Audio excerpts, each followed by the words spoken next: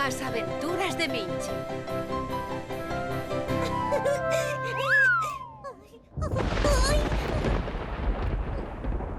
Minchi, véxote un pouco asustada. Hai tormenta! Os tronos asustan moito aos nenos. Vaya, e a moitos que non son tan nenos. Ai, non. Se eu non teño medo. A ver, agora empezo a estar un pouco máis tranquila. Ai, sí, creo que estou máis tranquila. Ai. Teño unha idea. Imos intentar perder un pouco o medo aos tronos, vale? Vale, pero se imos a ir á rúa, será mellor que me poña isto.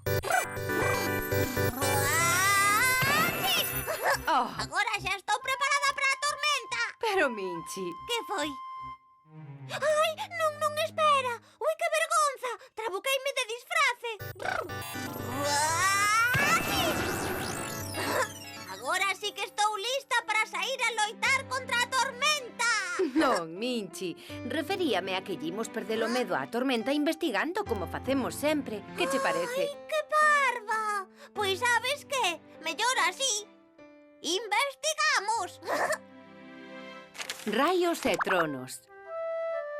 Unha cousa é o raio, que é isto. E outra, o trono, que fai este ruido. O trono acompaña o raio. Nunha tormenta, vemos os raios e sentimos os tronos case ao mesmo tempo. Os raios son tan luminosos porque van ardendo. Por iso, cando ese raio bate cunha árbore, por exemplo, esta arde.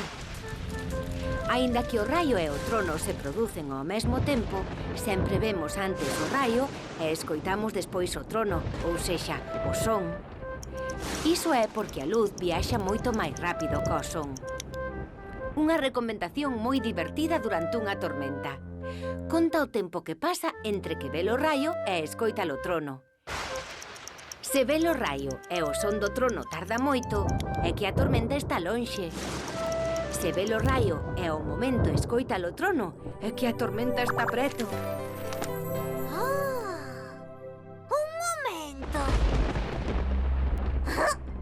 Teño unha idea. Vou aproveitar o son do trono para facer unha canción. Paréceme fantástico, que divertido. Sí.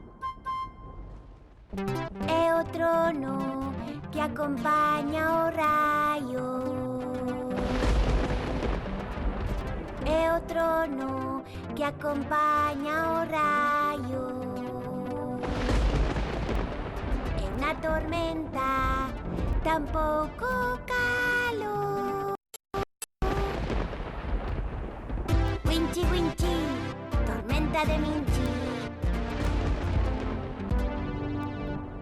Winchi, winchi, tormenta de Minchi. Eléctrica, estou eléctrica, como un rayo veloz. Estou eléctrica, eléctrica, estou eléctrica, como un lobo feroz. Estou eléctrica. Gustoume. E agora xa podemos ver as tormentas doutro xeito. Sí.